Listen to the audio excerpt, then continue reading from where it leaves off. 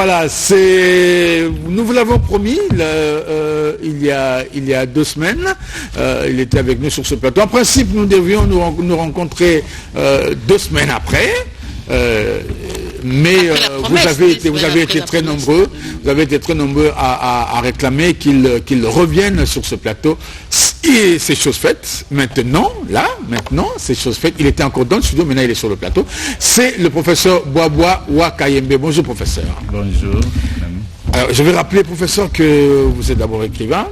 C'est le chemin qui nous a fait nous rencontrer d'abord, mais nous savons aussi que vous avez été pendant des années, près d'une décennie à la tête de l'Agence nationale pour la promotion des investissements, ANAPI.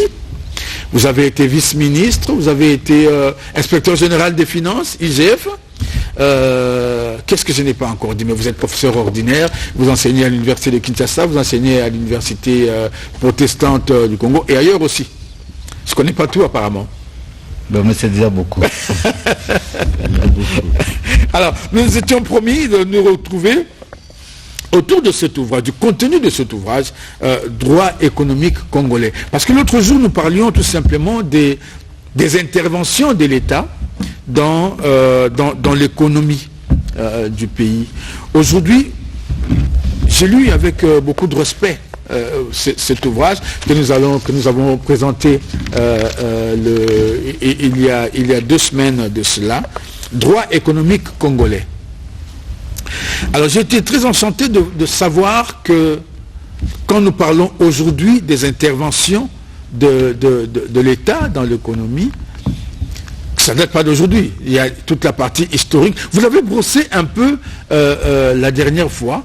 Et ça peut nous rappeler à partir de quel moment le Congo, le Zaïre de l'époque, a commencé à, comment je veux dire, de manière formelle, à poser des actes d'intervention, j'allais dire d'interventionnisme dans l'économie congolaise.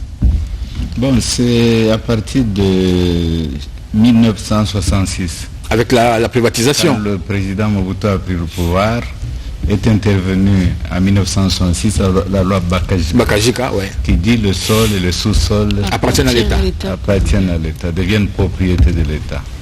Et que les gens qui avaient des concessions de terre avant l'indépendance étaient obligés de pouvoir demander d'être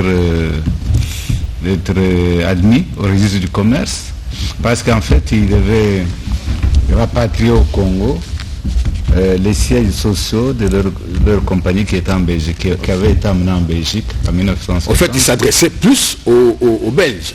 Ils s'adressaient aux Belges. Donc 1966, c'est vraiment parce qu'après, il y a eu une nationalisation des unions minières, du Katanga, etc. Nationalisation de beaucoup de compagnies. Et puis il y a eu la réalisation en 1973. Et ça a commencé en 1966, on peut dire. Et jusque-là, est-ce que toutes ces interventions étaient porteurs de bonheur, porteurs de succès pour l'économie congolaise, à chaque étape? Bon, les intentions étaient bonnes, mais en fait, en réalité, ça a occasionné la faillite de l'économie congolaise.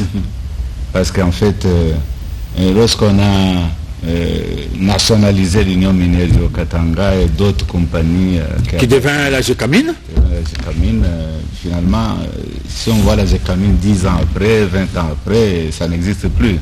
Ça n'existe plus. La Gécamine produisait 400 000 tonnes de cuivre.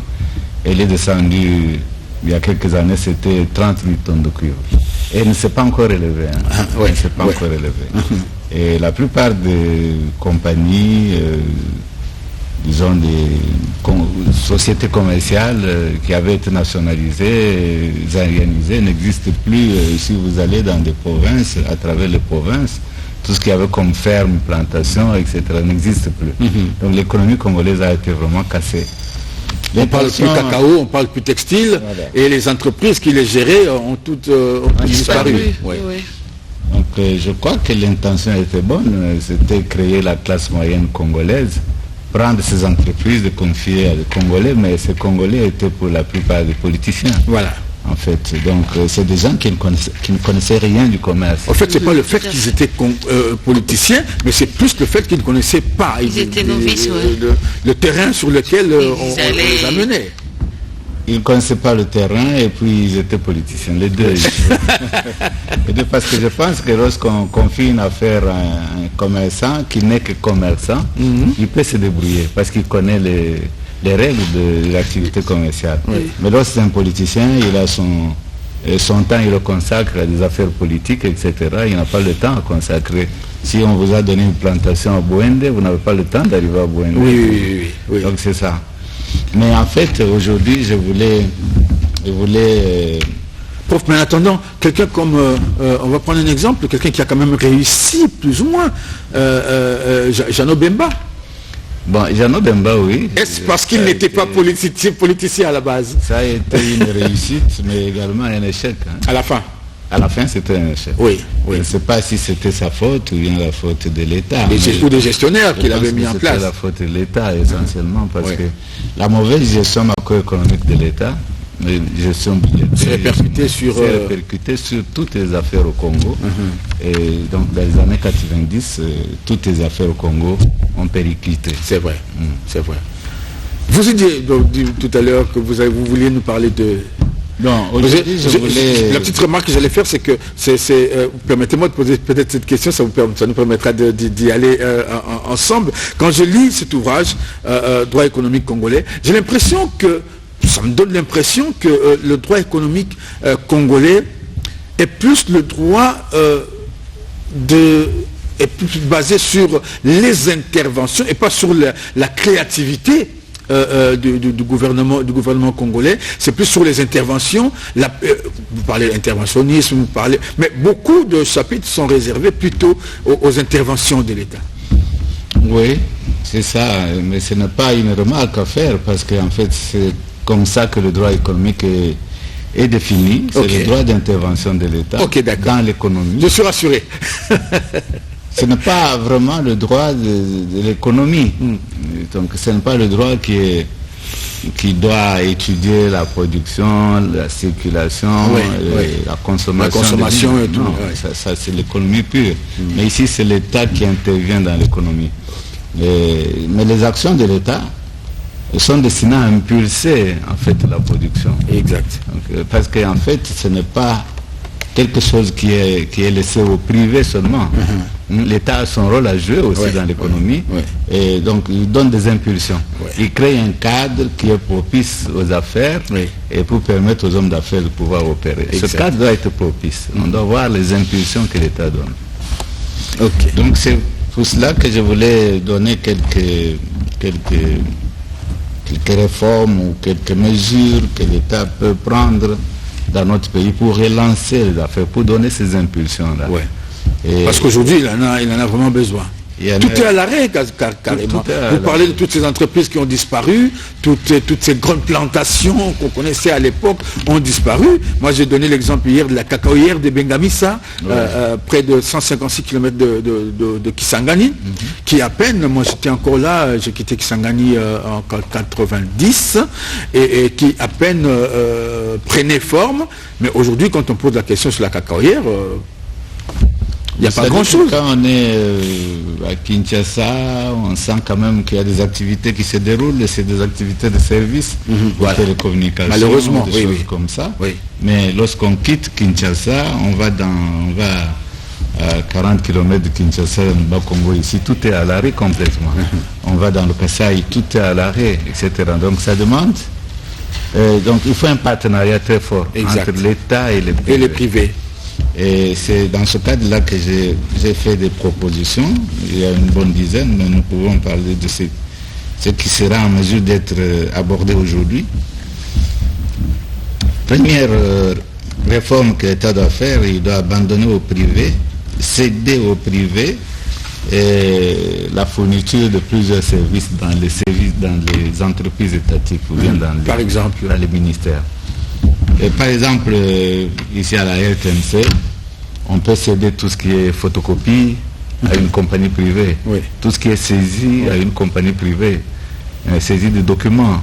À la DGI, on peut céder tout ce qui est... j'ai repris des activités ici, comme administration des cimetières. Ah. Aujourd'hui, les cimetières sont abandonnés. Oui. Aujourd'hui, même, il y a des cimetières privés. Ça appartient au privé, oui. Avec droit d'entrée. Qui appartiennent au privé, mais il y en a qui sont à l'État. À l'État. Et dans un État coûteux. Et on voit bien la différence entre les cimetières qui appartiennent à l'État et les privés. Hein. Oui. On voit bien la différence. De la Gombe, cimetière de Benseke ou autre, l'État devrait mettre en place une compagnie privée, céder ça à une compagnie privée qui va engager du personnel et le faire de manière professionnelle.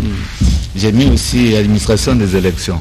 Ce n'est pas nécessairement, aux États-Unis, ce n'est pas nécessairement une CENI officielle qui fait les élections. Ce sont des compagnies privées qui le font. Et ces compagnies privées vont employer du personnel, n'auront que ça à faire. Les aéroports, la gestion des aéroports, ce n'est pas nécessairement une compagnie de l'État qui doit le faire, c'est des compagnies privées. Et la collecte des impôts, je l'ai déjà dit, je suis sûr que si la collecte des impôts était faite par des compagnies privées, ce serait beaucoup plus efficace.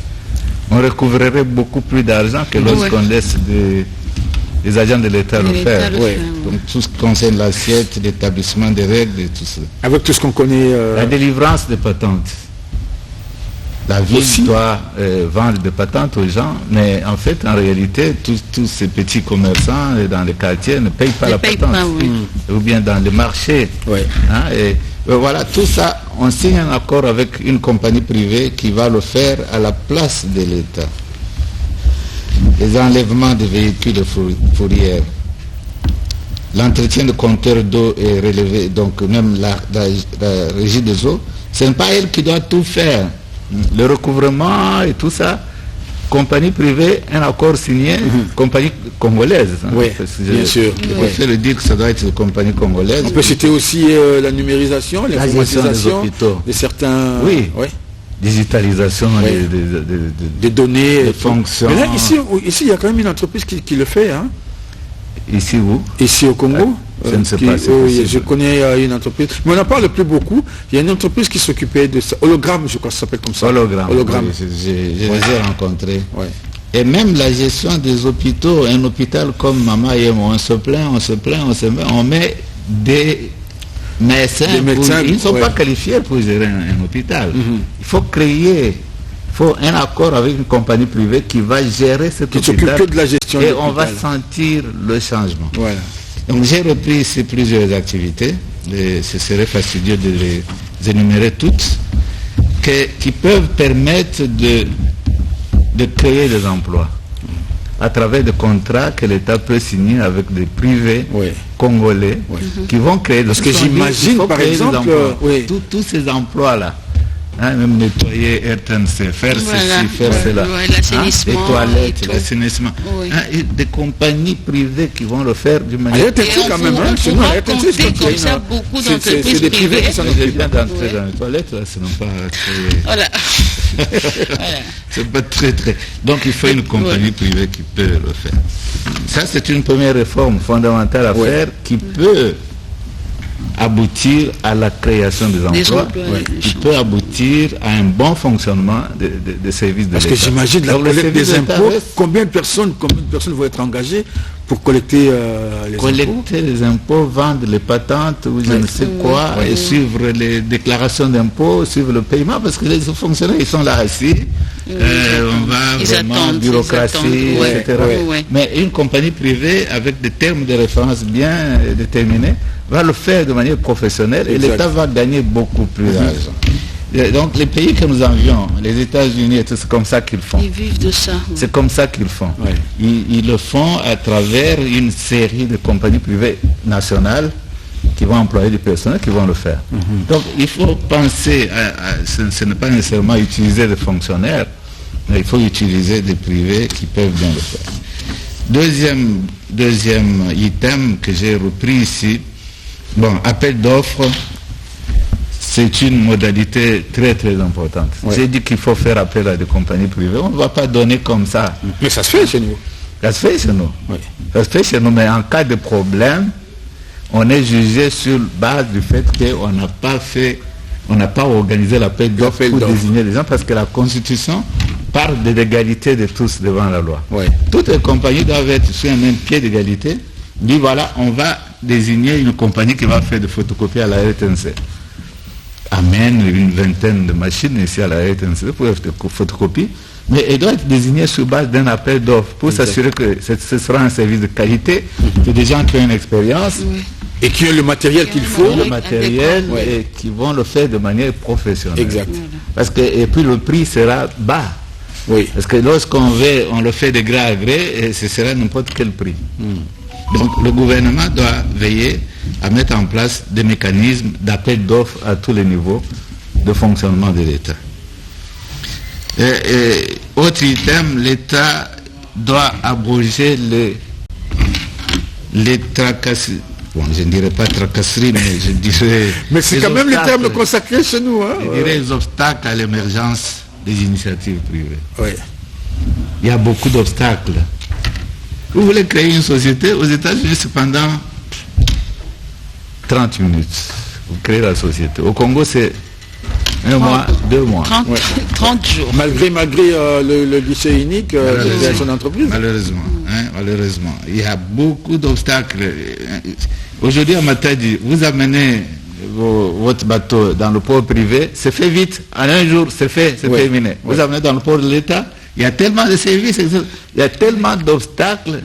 Finalement, on se lasse et prochainement, on ne veut pas revenir chez l'État, on peut aller chez les privés. On va chez le privé. Oui, donc carrément. le marché va chez le privé, mais le port de l'État, il peut fonctionner aussi comme ce port privé-là. Donc je crois que c'est question de mettre des services privés, signer des accords avec des privés, pour décharger le bateau, pour faire suivre les déclarations, faire ceci. La douane sera toujours gagnante dans cette histoire-là. Il faut aussi que l'État mette en place de bonnes politiques budgétaires et de bonnes politiques monétaires pour assurer la stabilisation. Nous avons parlé ici de Papa Mbemba, que ces affaires sont tombées en faillite. Mais parce qu'il n'y avait pas de stabilisation, l'économie n'était pas stabilisée. L'État ne l'a pas beaucoup aidé, en fait. C'était des taux d'inflation à 4000%, etc. Donc, dans un tel contexte, vous ne pouvez pas fonctionner. Donc, l'État doit bien gérer son argent, son budget, doit bien gérer l'argent des banques privées, de sorte à ce qu'il y ait stabilité. Mais évidemment, la stabilité, ce n'est pas une fin en soi. Il faut aussi que les banques privées soient bien gérées, que l'argent de l'État soit bien géré, de sorte à ce qui tombe aussi entre les mains des Congolais. Cet argent doit tomber entre les mains des Congolais. Évidemment, c'est la destination finale. Bon, pour l'argent des banques, ça tombe à travers des crédits que les banques peuvent octroyer. Mais aujourd'hui, déjà, bénéficier d'un crédit auprès d'une banque de la place, c'est déjà très difficile. C'est très difficile. Contraignant même. Voire impossible. Je dirais que ce sont les étrangers qui ont la facilité d'accéder au crédit. Oui, voilà. Pas les Congolais. Pas les Congolais. Bon, évidemment, avoir un crédit, c'est être client de cette banque, avoir au départ, un compte au départ. Dans cette banque, une garantie. Avoir une garantie. Avoir une garantie. Mais tout ça doit être réglementé, doit être facilité par l'État. Par l'État. C'est lui qui doit arranger ça. C'est son problème. Si ça ne marche pas, on dirait que c'est toujours à cause de l'État. Mais parce que sur ce plan-là, on a l'impression que l'État a démissionné. Bon. Ou tout simplement qu'il est absent dans le... Il y a beaucoup de problèmes, peut-être parce qu'il n'y a pas beaucoup d'argent. Mais il n'y a pas beaucoup d'argent parce que on a tout officialisé. On a mis des fonctionnaires partout, là où on devait avoir des compagnies privées, parce que les compagnies privées, elles font ces activités-là, elles rendent ces services-là, elles payent aussi les impôts. Exact. Et puis, s'il y en a beaucoup à travers le pays, il y aura beaucoup d'impôts. Voilà. Mais si c'est des fonctionnaires de l'État, ils ne payent pas les impôts, ils ne font que discuter, aller à la télévision, raconter des histoires. Hein? Qu'on s'attend à rien. C'est un contexte difficile. L'État doit mettre en place une politique de relance des secteurs prioritaires. Vous avez parlé, nous parlons toujours de l'agriculture, voilà. Nous parlons de l'énergie. On n'en parlera jamais assez. Nous parlons de l'énergie, nous parlons des transports, nous parlons de tout ça. Quand on voit ça, et l'argent que ça demande, on peut dire que c'est très difficile.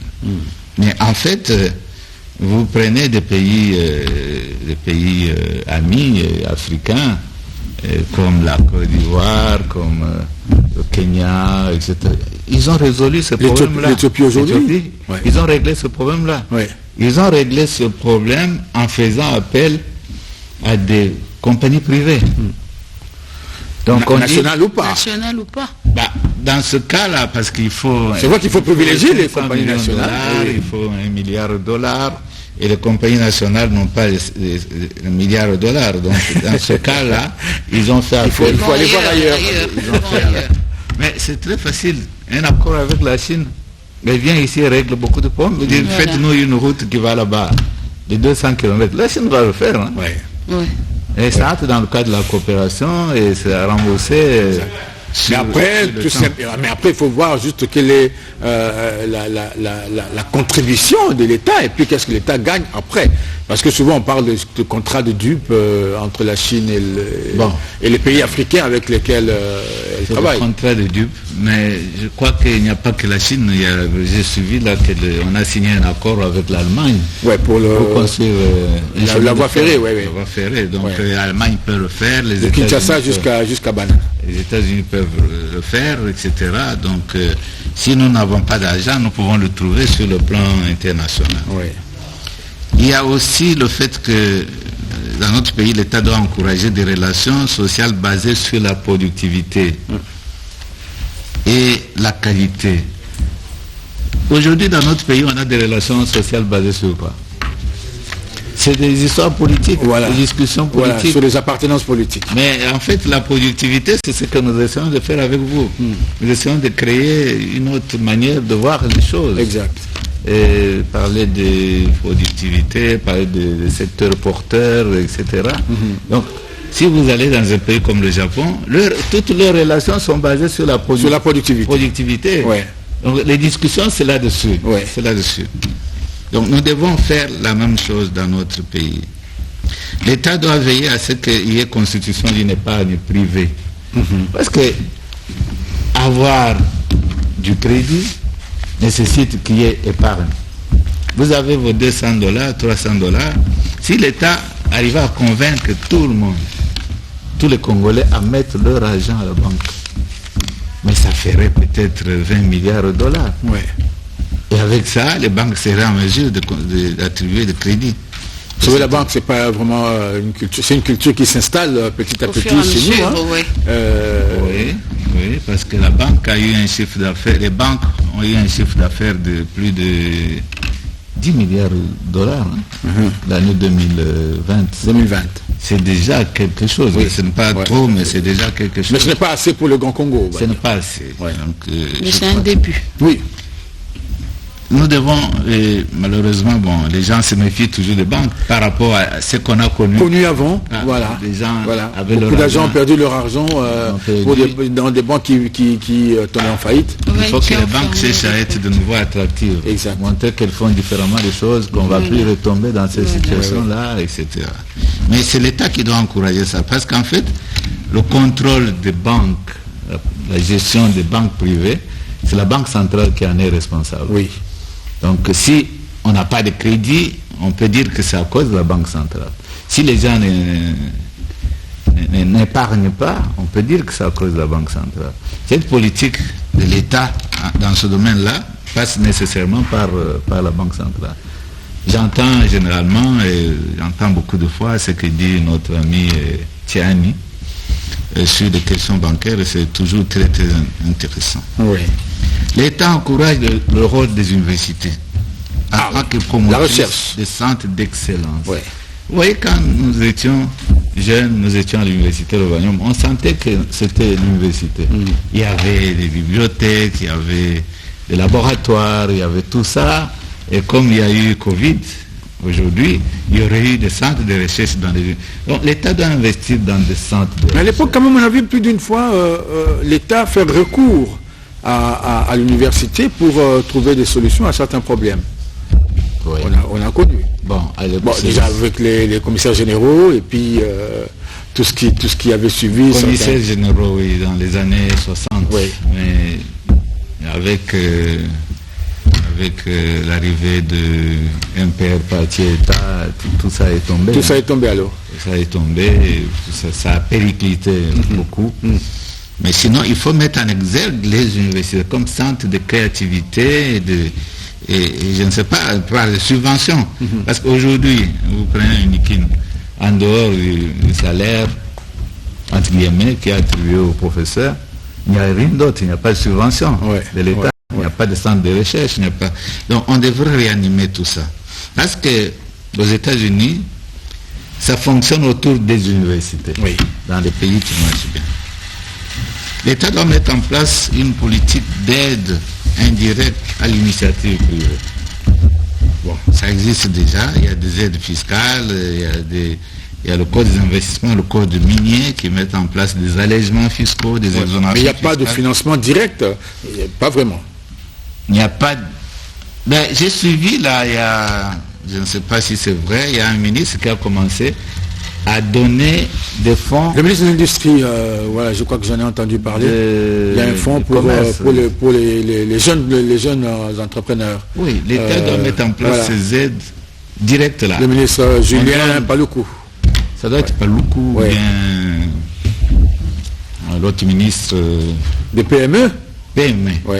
PME. Okay. Donc il faut des aides. Ce n'est pas seulement que les gens doivent payer les impôts. Oui, ils doivent payer les impôts, mais cet argent qu'ils payent doit leur revenir. Il faut les inciter au fait à mettre en place leur structure qui demain viendront payer les impôts. Payer encore les impôts et ainsi de suite. Mais ça c'est un rôle c'est une pompe aspirante très important pour le pays, pour l'économie. Très très important, parce que si les gens n'ont pas d'argent, ils ne peuvent rien faire. Voilà. Mais si vous donnez $500 000 à quelqu'un qui est déjà un commerçant, comme aide à son commerce, il va partir. Hein? Oui. Et il va commencer à payer les impôts. Exact. Avec le temps. Et l'État va se retrouver. L'État doit encourager les provinces et les entités territoriales décentralisées à faire leurs propres interventions dans l'économie. Bon, je sens là, je vois que la province du Haut-Katanga commence à bouger un peu. Dernièrement, dans l'agriculture. Dans l'agriculture, le maïs, on a vu des tonnes et des tonnes de maïs produits au Katanga. On va féliciter le gouverneur, Jacques Yabula. C'est vrai, il faut le féliciter. Voilà. Parce que c'est parti de l'idée que le Katanga vivait au détriment, non pas au détriment, par le mamelle de la Zambie. Oui. Moi, j'ai su aller plus d'une fois à Lubumbashi. Vous voyez, le samedi, tous vont, la plupart vont s'acheter la viande, de produits de consommation en Zambie. C'était scandaleux. C'est scandaleux, c'est une honte pour les gens. Et le gouverneur Jacques Yabula a réagi positivement. Moi, je le félicite en tout cas. En tout cas, si c'est vrai, c'est un exemple qui doit être... il faut l'encourager. Ah oui. Mais tous les autres gouverneurs devraient avoir cette mission-là. Exact. Et c'est qu'ils n'ont pas toujours l'argent nécessaire, mais même avec... Il faut commencer quelque part. On peut commencer. Oui, il faut commencer quelque part. Et puis après, attendre à être boosté. Si vous avez 15 millions, vous pouvez prendre 1 million... Voilà, vous mettez à disposition de ce qui doit être plutôt fait. que de rester comme ça, bras croisés, et attendre que l'État fasse quelque chose. On a mérité entre-temps à supporter la gratuité. Bon, à propos des 40% aussi, il faut que l'État, finalement, rétrocède régulièrement ou qu'il puisse prendre à la source pour que les provinces puissent rapidement se développer. Parce que quand ça vient à Kinshasa, après, ils n'ont plus de nouvelles. Et puis le gouverneur, des fois, il est obligé de descendre à Kinshasa pour s'enquérir de la situation. Et puis, mais en fait, le problème, c'est que le gouvernement central est confronté aussi à la gratuité. Exact, ça c'est pas facile. Avec la gratuité, ça amène presque 90% de ses ressources sont affectées à la gratuité. Il ne reste plus grand-chose pour envoyer d'où il faut s'organiser. Il faut s'organiser, il faut créer une activité économique à l'intérieur là-bas. Voilà. Il faut faire des réunions avec les hommes d'affaires, voir qu'est-ce qui est faisable. Les gens faire l'agriculture. Les gens attendent que l'État puisse leur demander. Et on ne leur demande pas. Et maintenant, je crois qu'il faut juste voir du côté des facilités sur le plan fiscal. Ça allège aussi le poids aux entrepreneurs, ça pourra aussi être une solution. Professeur, on va terminer très rapidement. Il faut une politique de grands travaux, comme les chemins de fer dont on a parlé, les autoroutes, les zones agricoles. Donc ce sont des mastodontes qui vont employer beaucoup de gens, qui vont permettre à l'économie de C'était l'avant-dernier. Alors le dernier, vous le gardez juste après cette rubrique, puisque nous avons l'habitude de faire plaisir à nos téléspectateurs en leur souhaitant bon anniversaire à chaque fois qu'ils nous suivent, puisqu'ils nous accordent leur temps. C'est dommage, le bout, il est déjà passé ou il n'est pas encore arrivé. Votre anniversaire? Ah, c'est passé, c'est 18 février. Ah, mais c'est pas loin. Bon, c'est pas tellement loin. Bon anniversaire, professeur, et bon anniversaire à nos téléspectateurs.